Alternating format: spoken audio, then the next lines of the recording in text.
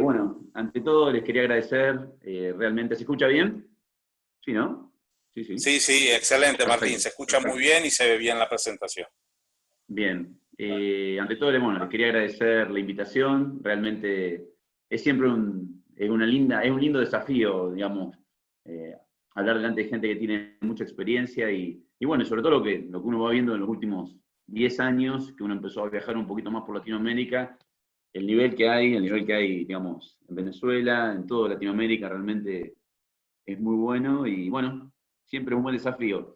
Y este es un tema, ¿sí? Que a mí me empezó a, obviamente todos somos un poquito hijos de Dror, Bailey, eh, y realmente, claro, para mí, como para mí es una generación que está arriba, es realmente alguien que fue marcando y creo que a todos ustedes, todos los que venimos haciendo mucha ortopedia de reconstrucción ya hace varios años, eh, tenemos bien claro que cada vez que queremos hacer una buena corrección de deformidad, tenemos que planificar bien. En general esto es bastante claro lo que ponemos acá en la introducción. Hoy por hoy no sé, no hay ningún tipo de duda que lo que busca uno cuando uno hace una corrección, sobre todo extraarticular, es redistribuir cargas articulares. Mientras más cerca estemos del CORA, digamos, mejor va a ser el resultado. Pero hay un punto, y que fue algo que a mí me fue llamando la atención, sobre todo en los últimos 10 años, ¿sí? En lo cual, lo tengo que decir, al principio lo hacía más con tomografías convencionales, y después para algunos para algunas cosas fui incorporando algunas cosas de 3D. Tengo que decir que fue algo que me costó, que me convenza. Creo que muchos de ustedes que son como yo, más o menos estamos ahí, 5 años más, 5 años menos, por ahí, 10 más, 10 menos, y nos formamos con el papel y el lápiz, ¿sí? Realmente nos costó, digamos, cuesta incorporar eso, lo vemos como que es parte de la industria, porque realmente es una realidad. Hay colegas que se han puesto a hacer reconstrucción, digamos, muy jovencitos, que directamente le meten a la tecnología 3D, eso aumenta los costos innecesariamente, pero creo que cuando uno está con deformidades combinadas, con deformidades donde hay inestabilidad, subluxación, impeachment o todo combinado, claramente hay que ir a agenciar el sitio de la deformidad para evitar el deterioro. ¿Sí? Entonces, bueno, vamos a mostrar una paciente inicialmente, esta es una chica del hospital, ¿sí? que tiene un raquitismo fosfatémico, es del hospital público, el hospital donde nosotros trabajamos es un hospital público, que obviamente no deja de tener las vicisitudes que tienen todos los hospitales públicos de Latinoamérica, porque obviamente que la gente de menos recursos lo ve. Acá se puede ver un poquito la historia en la cual ella lo fue llevando, descontinuó el control, y claramente, bueno, aparece a los 16 años, ya casi en el límite, con una deformidad combinada, digamos, interesante, ¿sí? Que muchos de ustedes lo han visto. Esta fue una paciente que fue tratada, fíjense, con placas en 8, inicialmente, también no está mal decirlo, que realmente son pacientes que a veces agarrados, digamos, un poco en la edad postpuberal, o alrededor de la edad prepuberal, tienen poca respuesta o pobre respuesta, tienen que ser agarrados bien chicos, y bueno, y teníamos esto, realmente pacientes que nos costaba un poquito poder identificarlos, más allá de que hicimos todo este tipo de correcciones, con todos los ángulos que todos nosotros sabemos, acá hay gente con mucha experiencia, realmente nos costaba un poquito ver la deformidad, no podíamos encontrar dónde estaba el cora, no podíamos centrar la rótula, si centrábamos la rótula nos quedaba fuera de los rayos convencionales. Entonces a esto habría que agregarle que a la correcta planificación a veces hay que agregarle una adecuada ejecución. Entonces uno se pregunta hasta dónde alcanza el papel y lápiz, hasta dónde alcanza la evaluación bidimensional, o podemos agregarle más la tridimensional estática, ¿no? Como es una reconstrucción 3D. ¿Sí? Esto era lo que teníamos, digamos, que hacer con pacientes como estos, ¿sí? En el cual realmente, si queríamos evaluar un miembro inferior, nos quedaba fuera el otro. El objetivo de esta charla es mostrar abordajes quirúrgicos, ¿sí? Esencialmente es para articulaciones del miembro inferior, que son las que más rápidamente se degeneran, y algunas tácticas de reconstrucción interarticular, las opciones de reconstrucción 3D para deformidades en plano combinado, y alguna revisión bibliográfica y ver qué tenemos para el futuro, ¿no? Las secuelas de todo este tipo de lesiones son multifactoriales, infecciones, traumas, tumores, ¿sí? En general, la osteotomía intraarticular es un concepto que se introdujo, lo podemos decir, en la bibliografía en los últimos 10 años, ¿sí? Los efectos degenerativos en las articulaciones de carga son bien conocidos, mucho más que en el miembro superior, y que claro, que lo único que históricamente estuvo aceptado es la anatomía de elevación de platillo medial, creo que tiene mucho que ver eso el Blount, ¿sí? Pero también depende de dónde está introducido la población. Por ejemplo, en Argentina tenemos muy poco Blount, ¿sí? Tenemos varios más constitucionales, tenemos muy poco Blount, pero yo sé de que en muchos países de Centroamérica, ¿sí? O digamos el norte de Sudamérica, hay bastante más incidencia de Blount que lo que tenemos en Argentina.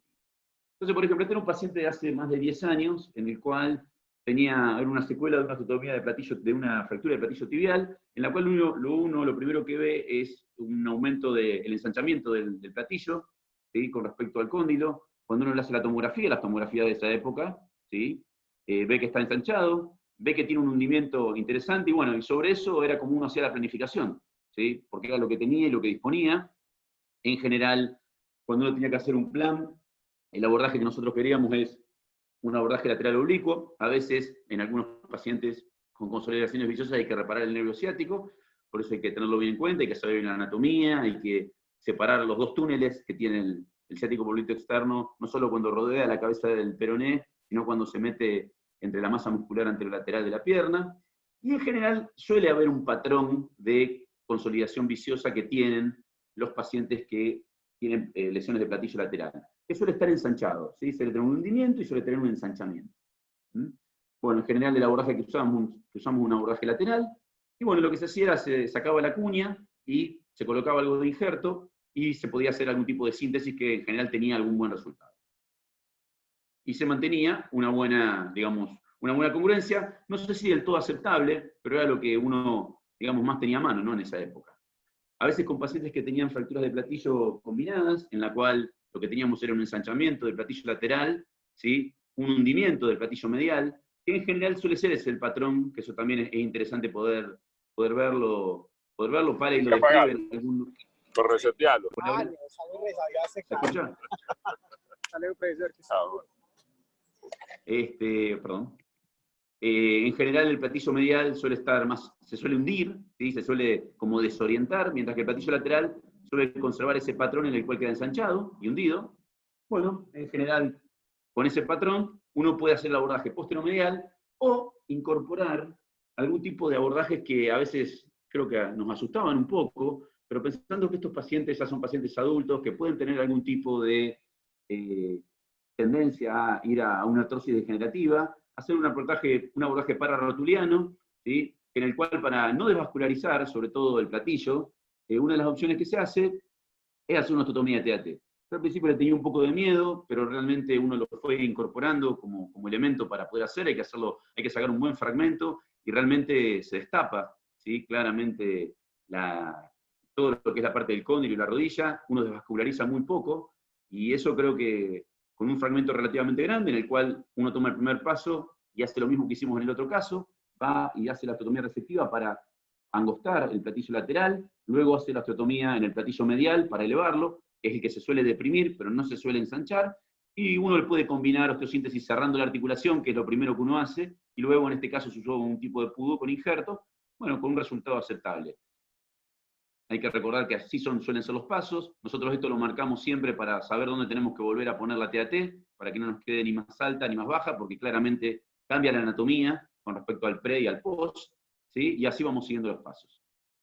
Y en general uno teniendo en cuenta que tiene que tener siempre un buen fragmento de TAT, suele tener una corrección relativamente aceptable.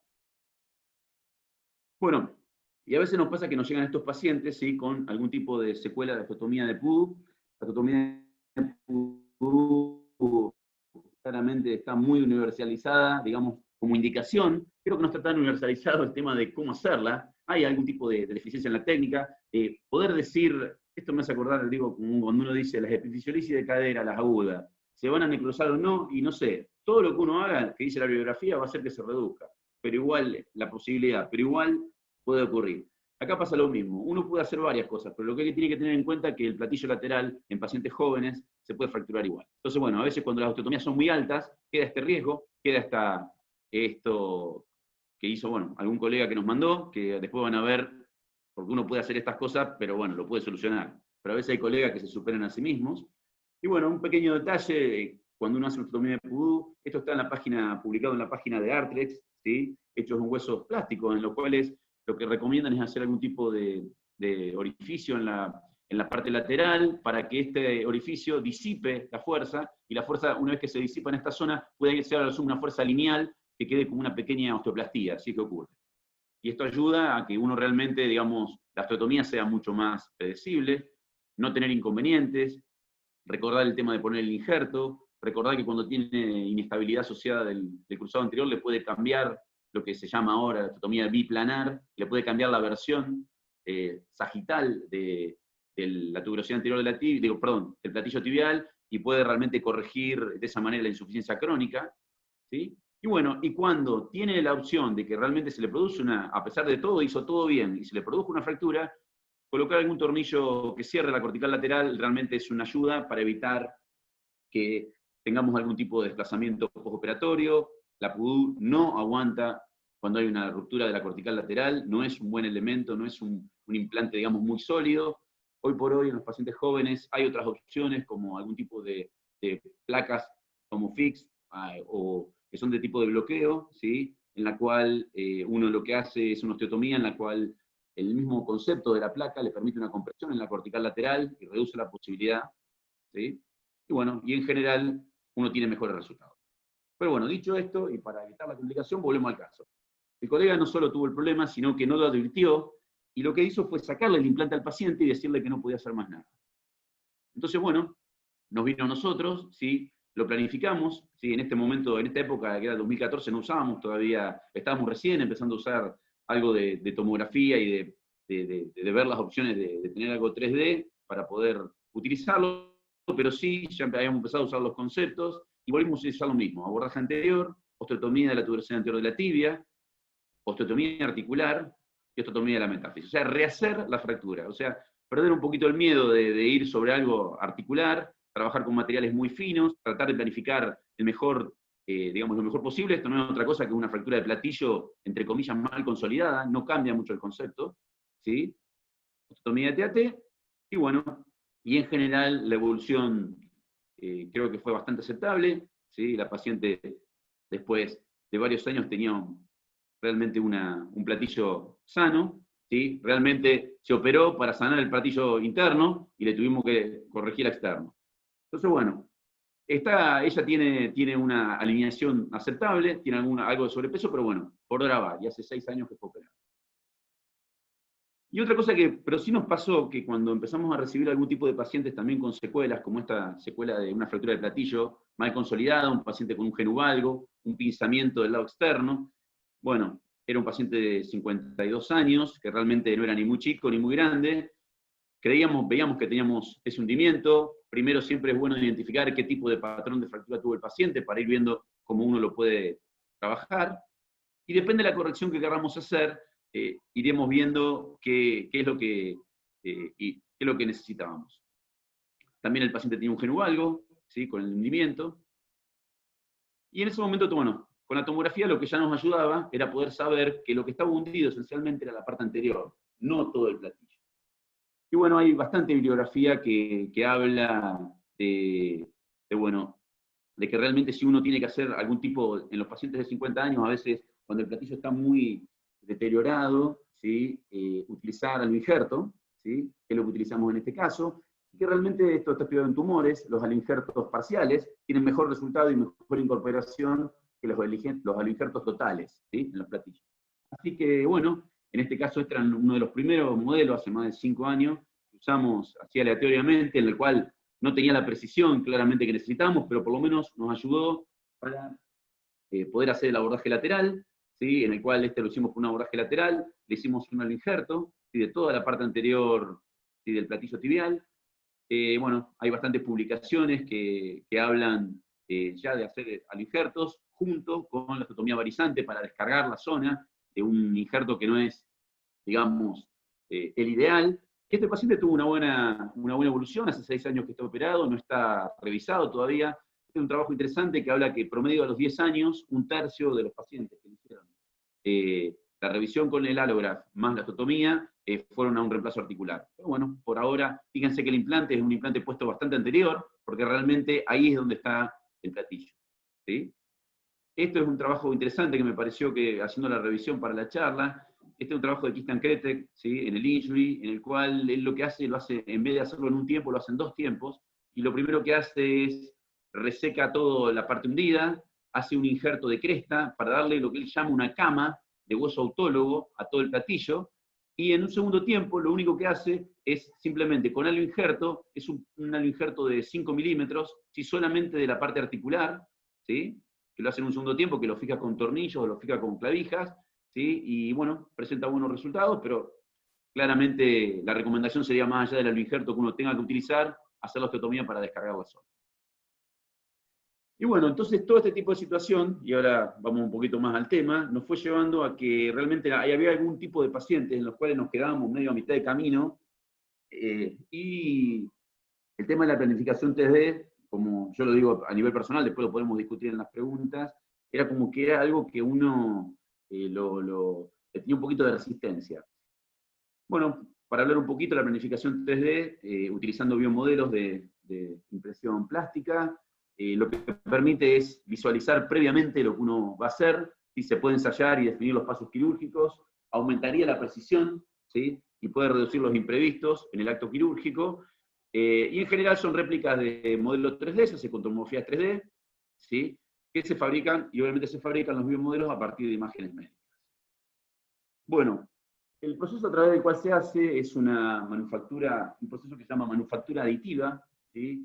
En el cual permite imprimir en 3 dimensiones. Esto tiene más de 30 años de desarrollo, ¿sí? A través de Charles Hood, que es el que inventó o pudo descubrir que podía dibujar capa sobre capa, con diferentes materiales, plástico, titanio.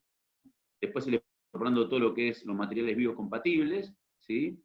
Y de esa manera poder darle algún tipo de función de modelo externo, ¿sí? O claramente de implante, ¿no? A medida.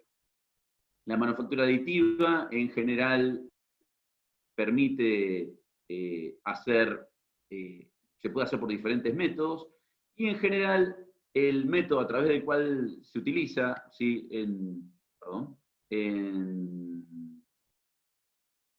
Esta, que quiere entrar, se llama modelado de posición fundida, ¿sí? Nosotros en el hospital claramente esto lo trabajamos y lo hacemos, son pacientes que vamos a mostrar de la salud pública. Realmente nosotros tenemos 2 hospitales grandes en la ciudad de Rosario, uno es donde estoy yo, de 3er nivel, ¿sí? Digamos, y el Hospital de Emergencias Clemente Álvarez.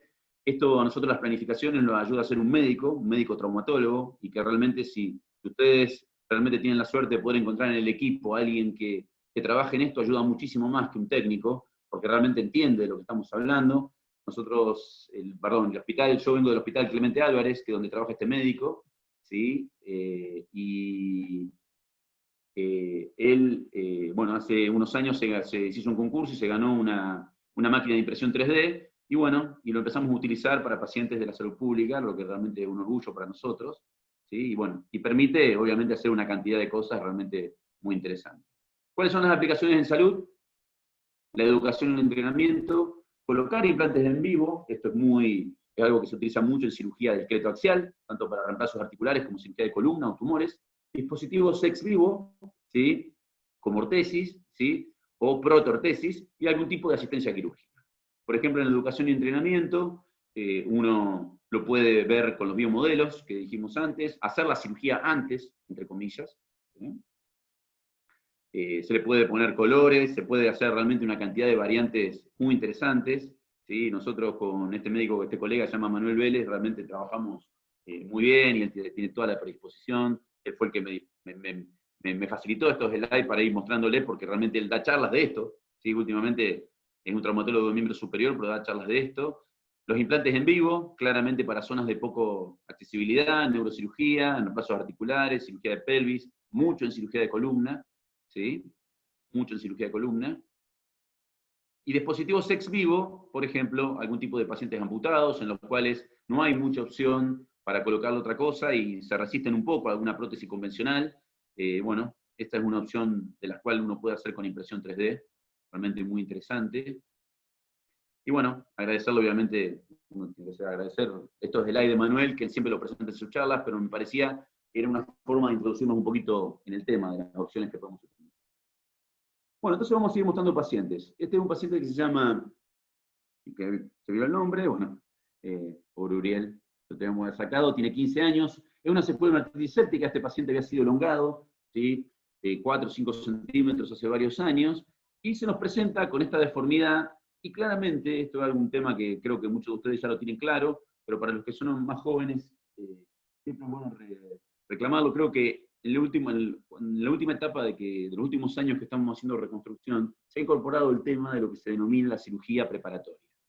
¿Qué es la cirugía preparatoria?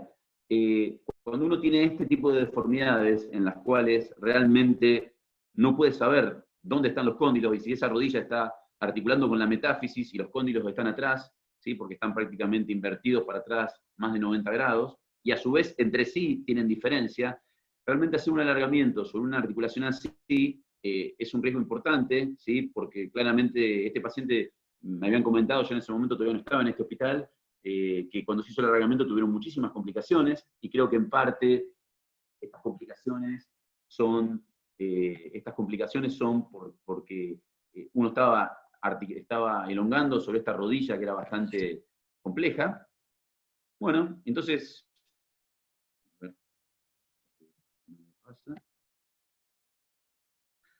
nosotros, bueno, lo primero que hicimos fue estudiar un poquito la rodilla esta.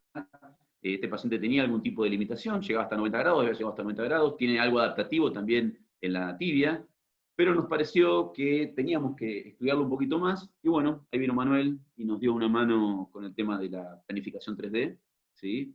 Y bueno, para comparar, esto realmente la planificación 3D, otra de las cosas que en la planificación preoperatoria es comparar con el miembro sano, para ver realmente el modelo que nosotros queremos tener, y acá se ve que es un modelo en el cual este paciente no solo tiene deformidades articulares, tiene deformidades diafisarias, tiene diferencia de longitud, ¿sí? Una diferencia de longitud importante de 6-7 centímetros, pero claro, claramente nosotros fuimos a intentar primero a planificar nuestra cirugía preparatoria, ¿sí? En esta cirugía preparatoria lo que pudimos ver era que los cóndilos tenían claramente, nos ayudan pues, mucho en eso de la tecnología 3D, para ver que tenían hasta diferentes ejes ejes articulares, cómo estaban articulados con el resto de la metáfisis y la diáfisis.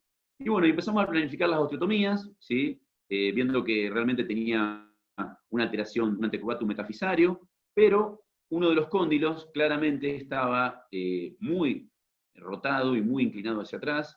Entonces, bueno, empezamos a ver que quizás lo que más simplificaba la cirugía era hacer este tipo de osteotomías. Nos quedamos entre hacer 2 abordajes, que lo mostrábamos antes, un abordaje más medial y un abordaje metafisario. Y bueno, Emanuel lo que nos hizo fue las guías, nos imprimió las guías para hacer el abordaje anterior, ¿sí? Nos imprimió los biomodelos, que eso nos ayudó mucho a poder corregirlo, y nos dio opciones, ¿sí?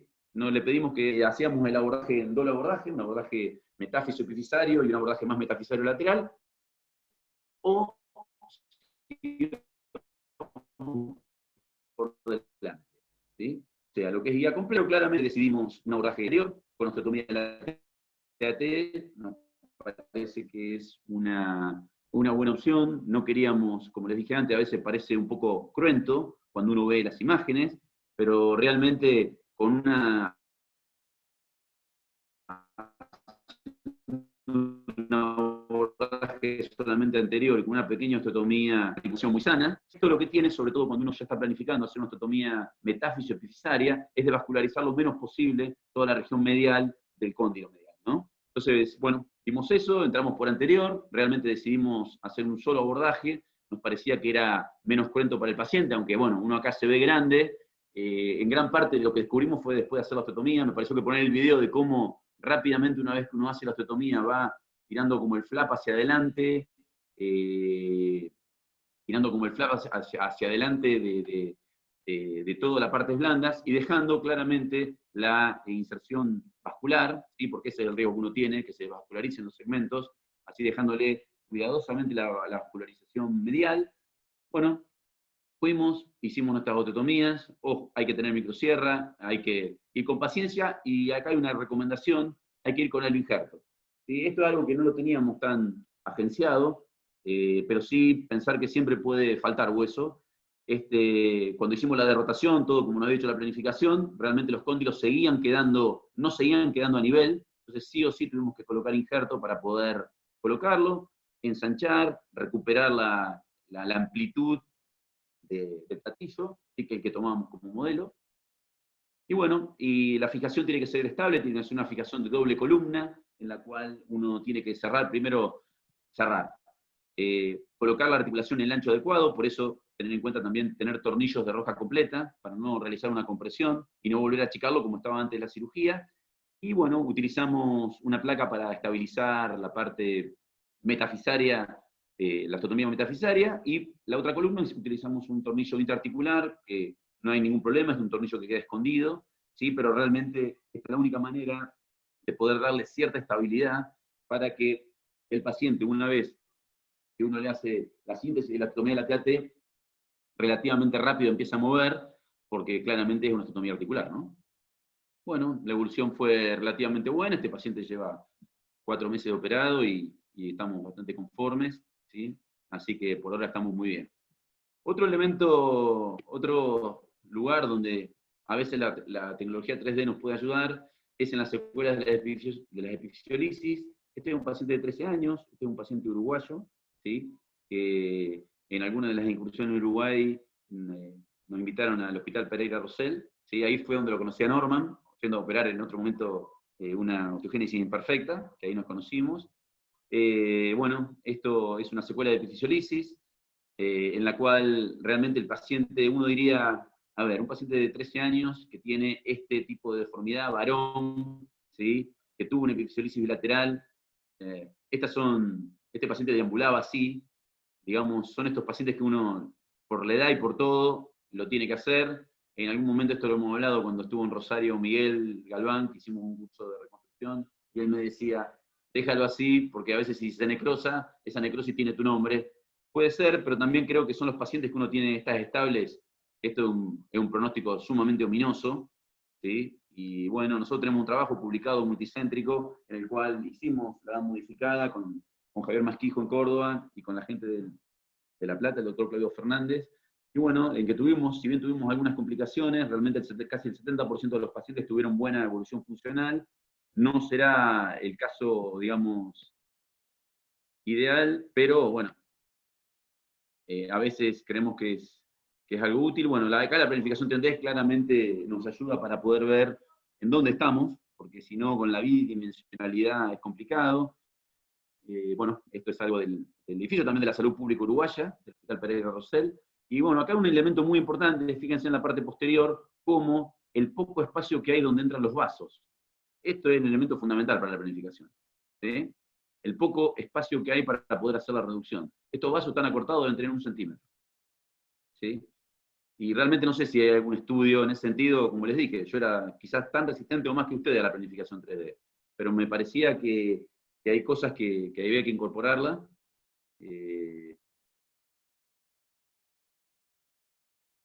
Y bueno, y pudimos imprimir este biomodelo, y en este biomodelo lo que uno pudo sacar es eso, es saber que los vasos que vienen por la región posterior de la metáfisis y la circunfleja medial ingresan en el retináculo posterolateral de la cabeza femoral, tenían esto. Entonces yo sabía que si uno hacía una luxación controlada, ¿sí? Y recibía por adelante la cabeza, claramente esos vasos no iban a tener más que esta longitud. Entonces, también claramente sabíamos que esta metáfisis, que era una metáfisis bastante adaptativa por el tiempo que llevaba el paciente con esta deformidad, era algo que lo teníamos que ir viendo y no teníamos que tener mucho más de eso. Hay que tener en cuenta esto, hay publicados trabajos en los que se hace la reducción y si uno acorta demasiado esta metáfisis puede quedar una inestabilidad de cadera, así que bueno, había que jugar un poco eso en esta planificación. El procedimiento de la edad modificada es esencialmente por eso es edad modificada, porque Dan cuando lo reconoció y lo publicó, él no hablaba nada de este callo que se hace posterior y que realmente puede hacer como dicen los americanos, un kinking de los vasos, o sea, una angulación de los vasos. Entonces, uno lo que tiene que hacer es acortar un poco la metáfisis, resecar ese callo posterior e intentar hacer la reducción lo mejor posible. La técnica de edad modificada se hace por un abordaje con el paciente en decúbito lateral, se hace una osteotomía de trocánter, la cadera se rota hacia externo, se hace una capsulotomía anterior, y bueno, uno de los elementos fundamentales que hay que tener es hacer en estas que son muy inestables, hacer un pinning de la cabeza antes de luxarla, porque si no, la cabeza nos queda adentro. Hay que recordar que la cadera tiene su vacío, o pueden tener ligamento redondo, entonces es una forma de poder sacarla, ¿sí? Antes de hacer la reducción, poder evaluarla. Se hace el colgajo posterior, o sea, es la osteotomía más el colgajo posterior que llevaría los vasos, para que no haya inconveniente. Es una técnica que no es para hacer como la primera técnica, como empezar la luxación controlada con esto, pero bueno, me parece que es algo que es una técnica bastante reproducible, ¿sí? Y una vez que se hace la osteotomía, se hace la corrección, se saca el callo, se acorta, ¿sí? Lo mínimo posible la cabeza femoral, reviendo siempre que por las partes blandas, que son las que controlan si esta cabeza que entra como el viejo valero, ¿sí? Cuando uno juega al valero, ¿sí? Como el viejo valero tiene que entrar en el cuello femoral, va entrando de a poquito sin que quede con la tensión mínima, o sea, como que apenas pueda entrar, y uno comprobando una relativa circulación, o que recupera la circulación, siempre hay que ir controlando la circulación con orificios en la cabecita, ¿sí? Vaya viendo. Y este paciente, bueno, quedó reducido, obviamente que el cuello femoral hubo que trabajarlo, hubo que acortarlo como lo habíamos visto, ¿sí? Bueno, por ahora tenemos buena evolución, la cabeza, el color de esta cabeza ayuda, es un color gris, quiere decir que tiene buena circulación. Le ponemos poco implante, yo eso lo aprendí ahí cuando estuve en Suiza. Algunos utilizan más tornillos, yo soy más de utilizar clavijas de rosca parcial, si puedo de rosca completa, si no de rosca parcial, y no darle tanta, y no poner osteosíntesis voluminosa. Así que bueno, es una buena opción. Y bueno, entonces ahí, una vez que hablamos un poquito de todo esto, podemos volver a nuestro caso inicial, esta paciente que teníamos con este raquitismo, en el cual nos costaba un poquito, de más allá de tirarle todos los ángulos, saber que había deformidades ocultas, ¿sí? Que cuando queríamos sacar una radiografía con la rótula centrada, aparecían otro tipo de deformidades asociadas y rotacionales, ¿sí? Volver a recordar que cuidado con intentar, no es que cuidado, es una opción intentar en los raquitismos de crecimiento guiado, pero bueno, los pacientes, como son de baja talla, corrigen muy lentamente y hay que tratar de hacerlo con los pacientes son chicos y no tiene tanta deformidad, sino a veces capaz que por eso no llegan a corregir. Y bueno, y mientras nosotros hicimos todo esto y le pusimos todas las ganas posibles, no nos convencía. Entonces, bueno, lo llamamos a Manuel, que nos dio una mano realmente muy importante. Esta osteotomía, hasta esta deformidad en el plafón, que prácticamente parecía inexistente porque era todo algo, bueno, ese tobillo está en varo. Bien, acá le mostramos todo lo que hicimos todo el trabajito, por las chicas en el hospital, las concurrentes, hicieron todo el trabajo, y para que uno le diga, a mí no me cierra. Bueno, entonces ahí, bueno, fuimos a la planificación 3D, y bueno, que claramente muestra un poco más cómo es la deformidad acompañada, que estos pacientes tienen deformidades multiapicales, que a veces son difíciles de ver en la bidimensionalidad, incluso en la reconstrucción 3D estática. Y bueno, empezamos a jugar un poco con eso, lo hicimos trabajar bastante a Manuel, porque él nos traía diferentes opciones de tratamiento, ¿sí? Y hasta que decidimos utilizar el ángulo metafisario, el ángulo mecánico distal del fémur, entonces hacer una sola osteotomía distal del fémur, y bueno, y él nos planificó cómo hubiese quedado esa osteotomía, ¿sí? Pero todavía nos faltaba la tibia, y bueno, en la tibia encontramos 3 coras reproducibles, ¿sí? Cómo nos quedaría si hacíamos el primero, si hacíamos el segundo, y si hacíamos el tercero, para corregir ese varo de tobillo que realmente estaba bastante escondido dentro de toda la deformidad rotacional y el valgo. Y bueno, y nos quedaba realmente un eje bastante aceptable del miembro inferior en el frente. El eje sagital no era tan bueno, pero bueno, todos sabemos que la compensación es en la movilidad articular, así que lo tomamos como aceptable, y fuimos con ese plan quirúrgico, ¿sí? Y bueno, así es como la evaluamos a la paciente. Lo primero que fuimos a hacer fue la osteotomía metafisaria distal del fémur, ¿sí? Obviamente cuando uno está fuera del cora de la deformidad, porque acá hay parte de deformidad intraarticular, tiene que trasladar, entonces bueno, trasladamos la epífisis con la metáfisis. Liberamos el CPE, si bien era una deformidad de valvo avaro, entonces esto para nosotros, por protocolo, y creo que hoy por hoy en muchos lugares es mandatorio, ¿sí? Obviamente siempre hacerlo en los 2 canales, el canal ahí como se ve a la derecha, que es el canal inicial, y el canal distal, que es cuando ingresa en el complejo muscular. Preferimos utilizar fijación externa en la tibia porque nos da mayor tranquilidad, sobre todo para evitar el compartimental. Si bien no está tan un clavo en un paciente con crecimiento finalizado, nos costó bastante intentar enhebrar a un clavo guía, tipo un clavo elástico, un ender que hicimos. Entonces, bueno, directamente fuimos con un fijador, podríamos haber usado un ilízaro, pero bueno, con un monoplanar nos guiamos bastante bien. En ese sentido, teníamos la planificación 3D ahí en quirófano, y bueno, con incisiones, digamos, lo más económicas posibles, el paciente quedó con una corrección bastante aceptable, ¿sí? Obviamente, si hay que hacer la osteotomía, siempre tratamos de hacer la osteotomía lo más distal posible, ¿sí? En general, a 20 centímetros de la cabeza del peroné, perdón, ya las ramas del no están distribuidas, entonces la probabilidad de lesión directa es bastante baja, ¿sí? Bueno, y fue un paciente que hace poco le sacamos el yeso, costó que pegue, como todo raquitismo, bien balanceado, pero costó que pegue, así que bueno. Y para ir finalizando, porque bueno, ya estamos un poquito en tiempo, obviamente hay cierta bibliografía que avala hoy por hoy, con mayor tiempo en politrauma, y en general en toda la ortopedia, en cirugía de columna, cirugía de reconstrucción protésica, cirugía tumoral, ¿sí? Cirugía postraumática. Hay un aumento de la utilización, hay buena aceptación de los colegas.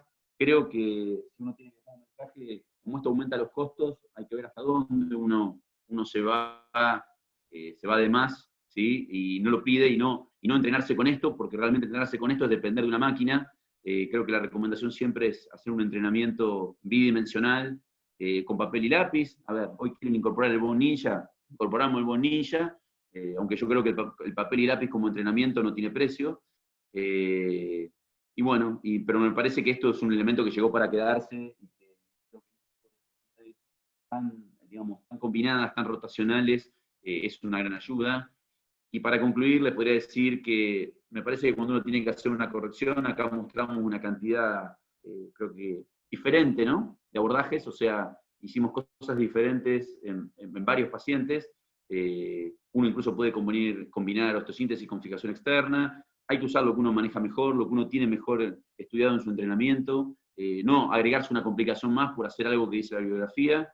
Las osteotomías interarticulares creo que hay que incorporarlas dentro del bagaje, porque son una herramienta poderosa en lo que hoy por hoy, hace ya 15 años, está en boga, y hay que ver hasta dónde da, que es la cirugía de alineación y preservación articular. Y la planificación 3D llegó para quedarse en deformidades de planos combinados. Creo que tiene su utilidad respecto a la precisión, entre comillas, hacer la cirugía antes. Eso reduce el tiempo quirúrgico y aparentemente los resultados clínicos. Y me parece que, por último, para recomendar, no poder dejar de leer este trabajo, que para mí fue muy introductorio, ¿sí?, en esto de realizar este tipo de osteotomías intraarticulares. Creo bueno, que como siempre Dror ha estado un paso adelante. Yo digo que nosotros somos los Salieris de alguien que creo que está un paso adelante nuestro, más allá de sus contradicciones. Así que bueno, muchas gracias. Espero que no sé, que haya estado claro y no nos hayamos movido tanto con el tiempo. Excelente, Martín. Qué buena, muy buena conferencia, y toda la razón. La 3D llega y tenemos que ir avanzando con la evolución, con el tiempo. Pero una acotación importante dentro de todo lo que tú comentaste, el 3D solo, sin entrenarse y sin conocer los principios básicos como tal, no nos ayuda. Igual como a veces, no, yo uso un tutor o uso una placa. Si no cumplo con los principios del lápiz y papel, de trazar, de entender, el 3D como tal solo no nos va a resolver el problema. Y para eso es importantísimo, hay que entrenarse, pienso yo, hay que prepararse, estar con alguien, hacer un fellowship para poder entrenarse en todo esto, para luego utilizar las herramientas. Las herramientas son, como su nombre lo dice, son herramientas, son para uno aprovecharlas, pero teniendo conocimiento básico de lo que se va a hacer. Las herramientas no nos resuelven el problema, nos van a ayudar. No sé qué opinas tú con respecto a eso, Martín. Total. Bueno, eso es lo que traté de marcar un poquito. Esto es algo que yo lo uso muy, muy puntual, muy, muy puntual, muy, muy puntual. El resto sigo papel y lápiz. Como me cargan acá en Argentina, hay un comediante que dice que las personas como nosotros que estamos en situación de Android y no pasamos a Apple, no podemos usar el Bonilla todavía, así que está todo, pero en ese sentido me hace que no pierda las bases, ¿sí? Digamos, iniciales. Y quizá uno tuvo la suerte de empezar en ese sentido en otra época porque esto es irreemplazable. ¿Sí? El tema de tener todo el manejo geométrico, no, digamos, todo el entrenamiento geométrico. ¿Sí?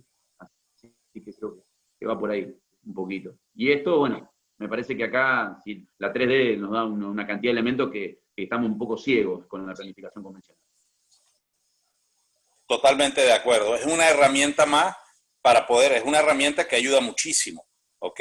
Pero como tú lo has dicho, es importante manejar los principios, los conceptos básicos para poder solventar, ¿ok? Bien. Excelente. Bueno, está bien, muchas gracias. Ahí hay una pregunta del amigo Juan Carlos, ¿sí? No sé si la querés manejar vos, Najib. Déjame, sí, revisar, a ver, y estoy...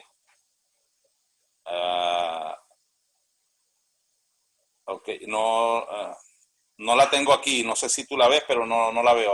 Ok, ya llegó, ya me llegó, es que el internet mío está un poco lento. Buenas noches, 2 preguntas, dice Juan Carlos Ocampo. Bienvenido, Juan Carlos, justo saber que estás con nosotros acompañándonos. ¿Cuáles son las características que se requieren por parte del equipo o todos los equipos pueden tomar el examen? Bien. No entendí la pregunta. Dice, ahí no, yo tampoco la entendí muy bien. Yo por lo pronto... Si quieres te pregunto por acá, Nayib. Dale. Ya, ok, sí. Sí, dale, Juan Carlos. Ajá. Hice la pregunta sobre la presentación y efectivamente me faltó algo, por eso los interrumpo. Buenas noches a todos.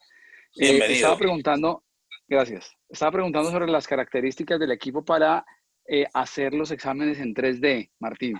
¿Todos los equipos permiten hacer la toma de un examen en 3D? Es la primera. La segunda es, ¿qué programa utilizas para crear las guías de corte? ¿Son los mismos? Mira, Juan Carlos, ahí yo te digo la verdad, uno tiene que ser agradecido y generoso. Ahí está Manuel Vélez, porque Manuel es el que nos ayuda. Así que Manuel, ponete un micrófono y contestale, porque esto es algo bien técnico que hace él, que es el médico que nos ayuda con esto, es el colega. Así que si Manuel, estás ahí, y le podés contestar. ¿Cómo andan? Y que te vean, y te conozcan. Buenas noches. Estoy bastante entre casa porque no sabía que iba a aparecer. Pero sí, es tal cual como dijo Martínez. O sea, hace rato que estamos... Yo en realidad me dedico más que nada a hacer cirugía de miembro superior y hace un tiempo que me dediqué de lleno a lo que es la planificación 3D. Con respecto a las preguntas, en realidad lo que hacemos es principalmente en base a las tomografías del paciente. Las tomografías se deben hacer, tienen que tener relativamente una buena calidad, es decir, que siempre hacemos tomografías que tengan, si son para articulaciones mayores, con cortes de 1 milímetro, 1,5 milímetros sería suficiente.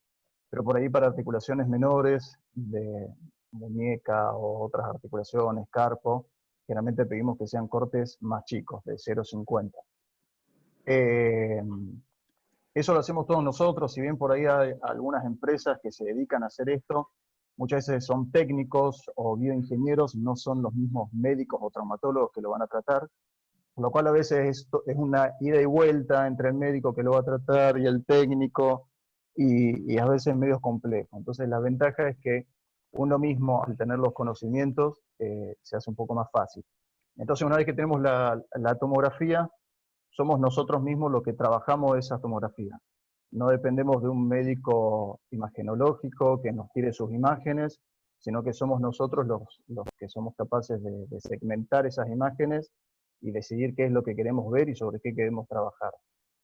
Los programas que usamos, y charlando también un poco sobre los costos, hay muchos softwares que son pagos y que por ahí encarecen todo el proceso. Sin embargo, nosotros lo que usamos son todos softwares gratuitos, son software libres. Usamos un software primero que es para la manipulación de imágenes médicas. Hay muchos para Mac, para Windows, donde nosotros el primer paso que hacemos es la segmentación, o sea, elegir cuál es la imagen médica que queremos trabajar. Y después usamos software de manipulación de imágenes 3D, para hacer CAD, imágenes de diseño 3D, que si bien no son específicas para la traumatología, uno puede aplicarla en distintos procesos, aplicarla para lo que nosotros le hacemos uso. Bien. Perdón, Gracias, perdón, Manuel, Gracias, Manuel. aprovechando, Sí. ¿puedo hacer la segunda pregunta, Nayib? Perdón. Claro, claro, Juan Carlos, por favor, Sí, hazla.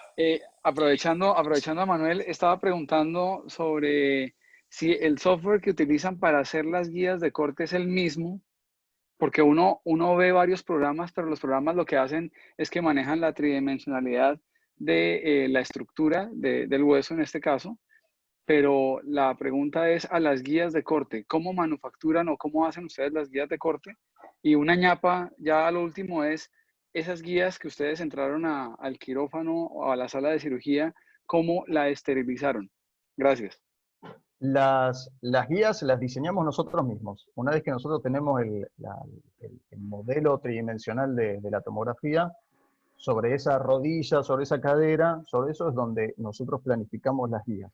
Eso se hace con software, no son específicamente softwares médicos, como decía, son software de diseño 3D. El que uso específicamente se llama Mesh Mixer.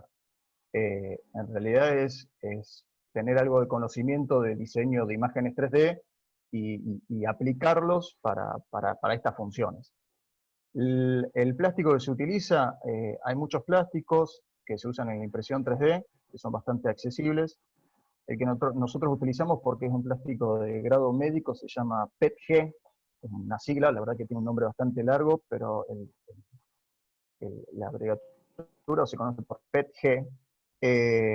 Es un plástico que es de grado médico y se esteriliza en óxido de etileno, porque tolera temperaturas hasta 80, 100 grados, pero más de eso comienza a deformarse o a derretirse. Son guías que se diseñan sobre el hueso del paciente, es decir, que tienen una única forma de encastre, por eso la precisión de estas guías, es decir, se adaptan a la deformidad que tiene el hueso. Es decir, que esas guías no es que van a cualquier lado, se adaptan específicamente a la deformidad o a las irregularidades del hueso, por lo cual tienen una única forma de encastre. Por eso la precisión en estas guías también.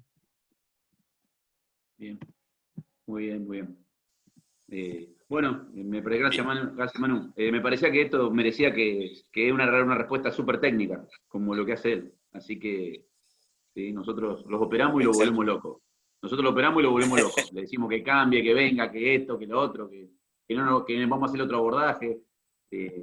Bueno, sí, sí. Excelente, excelente, Martín. Manuel, muchísimas gracias por tu aporte. Y bueno, Ocoyo, ojalá todos tuviéramos un Manuel al lado de nosotros para que nos ayudara, porque eso sí sería una ayuda muy valiosa. Excelente, de verdad. Y esa es la idea, trabajar en equipo. Bueno, Martín, ¿qué te digo? Excelente conferencia. A ver si hay una preguntita más. Más técnica. Ajá. Miguel, dígame, mi hermano. Saludos, mi compadre, amigo. Mi hermano, adelante. Mi amigo, Miguel. Así es, Juan Carlos. Nos vemos más nosotros que con la familia, Miguel. Nos vemos más acá que en casa. Muy bien. Mira, les voy a contar solamente una anécdota. Cuando yo comencé con esto, fue porque el doctor Martí Zuluaga, de otra ciudad de Cali, me dice que tiene una deficiencia femoral focal proximal y quería que lo fuese para allá a hacer la cirugía. Pero él ya tenía adelantado la fabricación de una placa especial con un sistema, y entonces, bueno, pero es que el ingeniero estaba aquí, porque la empresa está aquí en Medellín. Entonces yo le digo, ¿con quién fue? Bueno, me conecto con la empresa, me reúno con el ingeniero, que terminó siendo otro venezolano, y me pongo a hablar con él y nos vamos a tomar una cerveza en un barcito y empezamos a discutir el caso, y lo estaban haciendo con una tomografía en una niña de 5 años con una deficiencia femoral. Por supuesto que hay una cantidad de hueso que no se ve ahí porque es cartílago, y yo le dije, así no podemos. Él no entendía porque ellos están acostumbrando a hacer cosas en adultos. Entonces le dijo, vamos a hacer una resonancia, y ellos con cierta tecnología unieron los resultados de la tomografía con la resonancia y apareció el huesito de verdad.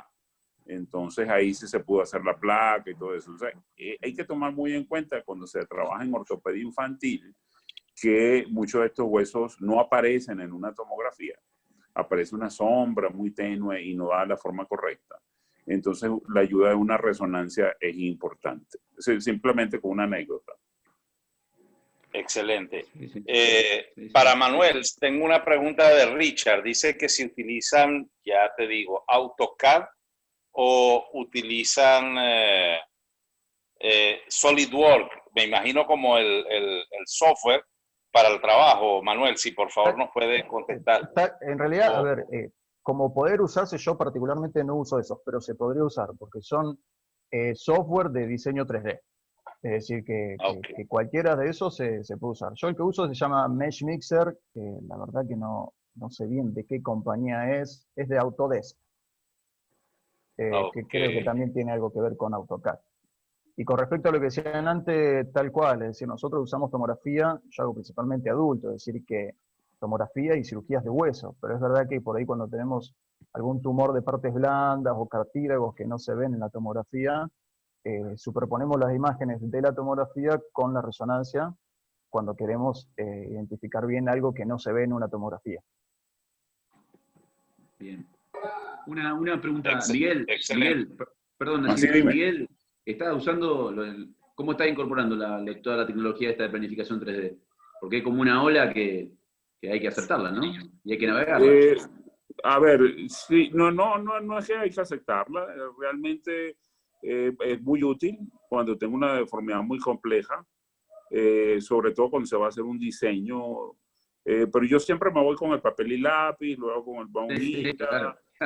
y claro, pero el ingeniero no me va a entender mis dibujos. Entonces, si lo tengo disponible, lo uso. Pero sí, es una belleza. Hice para el quirófano con el huesito de plástico en la mano, ya estéril. Es un lujo. Te digo que lo puedo hacer sin eso, pero claro, ¿para qué hacerlo difícil si lo puedo hacer fácil? Así es, así es. Teniendo las herramientas, de verdad que es una herramienta que va a ayudar más al trabajo e ir ya uno programado con las técnicas que se van a utilizar. Y eso es una gran ventaja. Claro, ahorita estoy, ventaja. Por cierto, dentro de poco tengo una reunión con el ingeniero, estoy diseñando una placa, porque hice una transportación ósea de un niño que llegó, bueno, un niño que mide 1,93. Entonces le hice una transportación ósea de 9 centímetros. Abajo tengo un pedacito de tibia muy chiquitico y ya llegó a su sitio. Pues todo muy bien, solamente que no tengo una placa para quitarle el tutor y pasarlo a placa, no tengo una placa de ese tamaño, no existe en el mercado. Entonces, y menos para tibia. Entonces, con la compañía ya tienen la tomografía, me están haciendo el diseño de la placa. No hace falta siempre imprimirla, porque mucho con la computadora tú puedes ver. Entonces me van a hacer más bien el modelo de la placa, a ver si yo lo apruebo, si se hace también en 3D, y luego se pasa a metal. Es una belleza poder contar con eso. Sí, claramente. Sí. Excelente, no sé si alguien más. Sí, pero una cosa que yo adelante, Martín, adelante. No, esto que lo mostré, le quería preguntar si alguno utiliza el tema para estas deformidades de rodilla, lo utilizan, digamos, habitualmente. Es como que al principio le tenía un poquito de cosa, por eso de miedo al tema de hacer la osteotomía TAT, pero me parece que te da un campo visual de corrección que es envidiable, y realmente el trabajo todo lo hace la osteotomía, o sea que con que uno tenga un buen fragmento, la tiene que hacer bien en cuña, y un buen elemento después se consolida y realmente uno vasculariza muy poco. No sé si... Me parece que eso es algo que sí en el último tiempo lo he incorporado y realmente no tengo, digamos, antes tenía un poquito más de miedo y a veces con los abordajes, digamos, anterolaterales o posteromediales, es como que uno tiene que disecar demasiado y se puede agregar una complicación, ¿no? Digamos, lo que antes parecía mucho, quizás no lo es tanto, ¿no? Parece mucho desde la herida que uno hace, pero para la biología de la zona no parecería tanto. ¿Sí? De hecho, nosotros hacemos la parte de pediatría adulta. Claro, la osteotomía tiene que ser un adulto o un niño al final de la madurez esquelética, porque si está el núcleo de crecimiento activo, va a ser un desastre. De hecho, lo utilizamos y lo aprendimos de Miguel. Nosotros somos nietos de Pei-Li, hijos de Miguel, y la mayoría venimos de la misma línea de formación. Entonces, una de las cosas que hemos aprendido, las osteotomías de Fulkerson o las osteotomías de la tuberosidad anterior, y la hacemos con mucha frecuencia, facilidad, y claro, te permite exponer con mucho más facilidad toda la superficie articular de la tibia y de fémur. Excelente. Y hay un temor en la mayoría, no sé por qué, a las osteotomías. Las osteotomías bien llevadas con el máximo respeto al periósteo, a la vascularidad, consolidan. No hemos visto, mira, te digo, más de 100 osteotomías de Fulkerson de la tuberosidad anterior de la tibia y sin complicaciones, con el máximo respeto a la parte del periósteo. O sea, se hace la osteotomía con un buen fragmento suficientemente y te permite movilizar, descender, inclusive en rótulas altas, utilizamos la misma técnica para hacer descenso. O rótulas bajas, creo que 1 o 2 casos no tenemos, para hacer un ascenso, para elevar la rótula. Y te permite liberar y trabajar muy bien. O sea, no tenerle miedo a la osteotomía siempre y cuando se respeten los principios de la vascularidad, respetar la circulación, creo que ayuda muchísimo. Bien, perfecto. No sé, Miguel, no sé si te has dedicado otra vez a adulto, porque está más a la parte pediátrica, y creo que ahí sí no puedes hacer mucho de la osteotomía de la TAT. De adolescentes, hago, Sí. o sea, hago adolescentes y hago osteotomía de Fulkerson bastante, no digamos, no tanto como antes, pero sí, ya cualquiera que tenga el núcleo cerrado, pues lo trato igual que un adulto. Ahora, lo que tú dices, los principios de la osteotomía y los medios de la osteotomía, es que en la historia de la ortopedia hubo un momento en que se olvidó la vascularización, y eso ha sido una pelea de todos nosotros para que la gente vuelva a los principios, pero es muy difícil porque hay ciertas escuelas donde destruyen por completo el periósteo para colocar una placa, a pesar de que ya las placas bloqueadas no se necesita que destruyas el periósteo. Todavía hay mucha gente que lo sigue haciendo así, yo lo veo muy frecuente y en diferentes países, no es una cosa de Latinoamérica. Yo creo que si te vas más hacia el norte es peor. Así es, así es. De hecho, una de las conferencias que dimos era dentro de los principios de la vascularidad, sobre eso, de lo que tú nos enseñaste, el respeto al AVES, alineación, la vascularidad y estabilidad del hueso, y obtener un hueso sano para que pueda consolidar. No, bueno, excelente el aporte de todos ustedes, Manuel, Miguel, Martín. No sé si habrá alguna otra pregunta por ahí. José, si me puede ayudar, déjame revisar el chat. No, doctor, no veo más preguntas. Ok. Bueno, oye, excelente compartir con todos ustedes. Martín, un honor tenerte acá. De verdad, gran amigo y excelente la ponencia. Yo creo que se le sacó mucho provecho, a pesar de que en Venezuela tenemos todas las limitantes, rogando al Señor que la situación mejore y podamos tener acceso a la mayoría a un sistema de 3D. Dios quiera sea pronto esto. No, bueno, me parecía que estaba más allá del aporte que trabajamos en equipo con Manuel, bueno, que esto es salud pública, o sea, lo que mostramos nosotros es salud pública. O sea, esto empezó cuando se ganó un concurso y se ganó la impresora 3D, y bueno, Manuel se fue metiendo, él estaba terminando su residencia, es parte del staff hoy, y me parece que también, no digo que es todo imaginación, pero no estamos hablando de algo súper sofisticado. Es un país latinoamericano y de salud pública, así que me parece que también hay que ponerse los objetivos, y no digo que si uno quiere volar alto, a veces se puede lograr, también. Así claro que sí. ¿Sí? Claro que sí. Y la otra cosa tenemos que aprovechar, que es lo que están haciendo los muchachos, José Pulido, Richard, que son más jóvenes y vienen con todo ese entusiasmo de la parte de la nueva tecnología. Bueno, hay que aprovecharlos a ellos para que los impulsemos, así como Manuela ya es un gran apoyo para ti. Bueno, esos muchachos que tomen la iniciativa para comenzar con... Mira, Nayib, y otra cosa interesantísima que está ocurriendo, cuando yo comencé con esto de 3D hace unos 4 años, a mí me pareció eso pues satelital, una cosa inalcanzable, y se pudo hacer por el sistema de salud de acá y todo eso.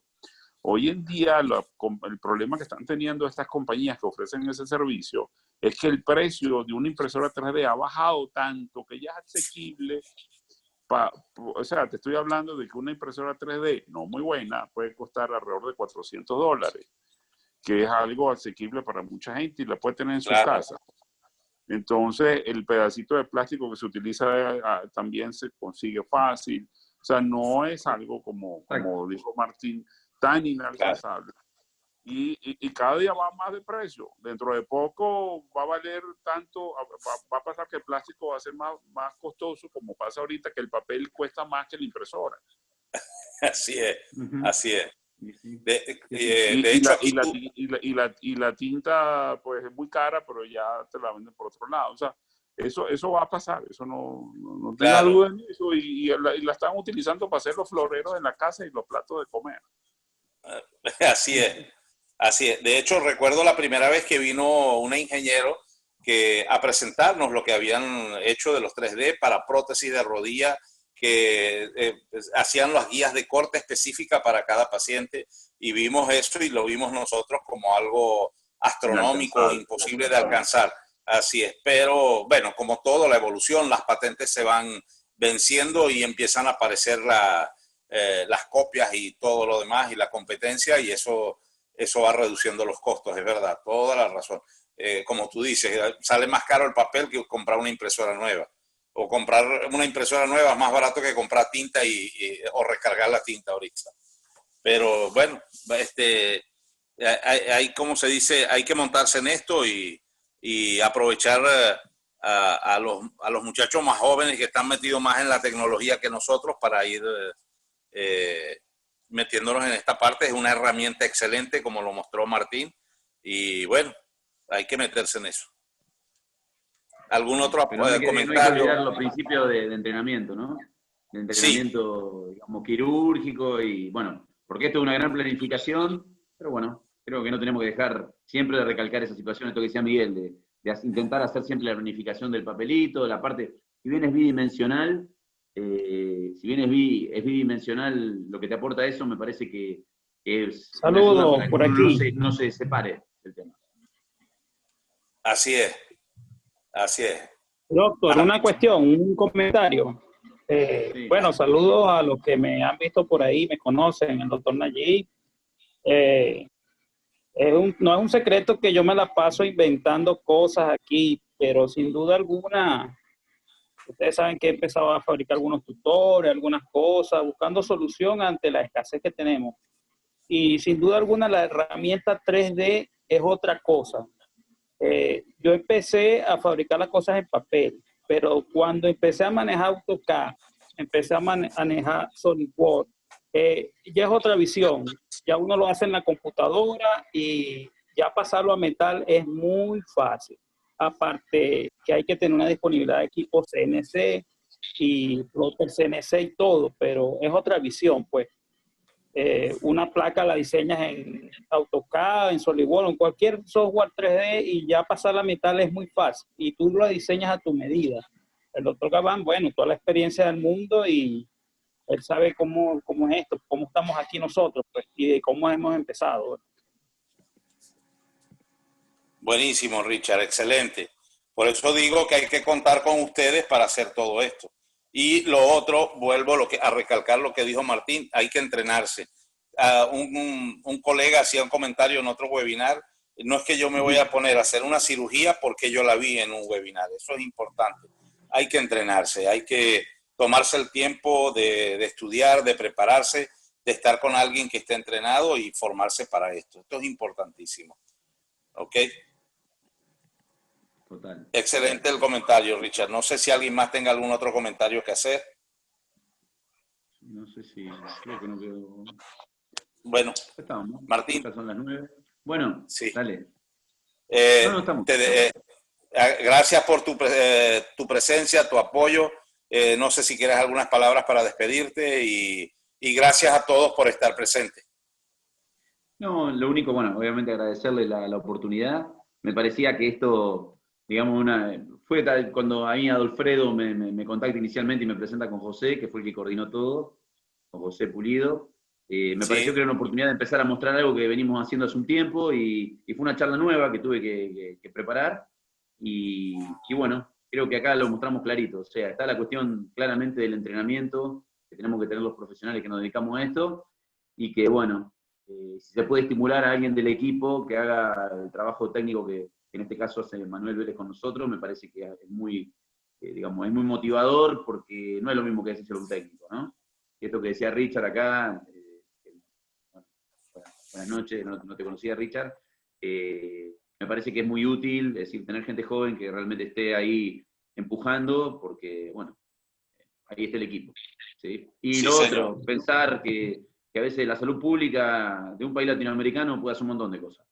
¿Sí? O sea, no hay que quedarse ahí con el tema de que está bien, no tenemos lo ideal que nos muestran en los trabajos, pero tenemos una cantidad de armas en las manos y en la cabeza que bueno, quizás sean producto de eso, ¿no? Pero me parece que hay que tenerlo muy en cuenta.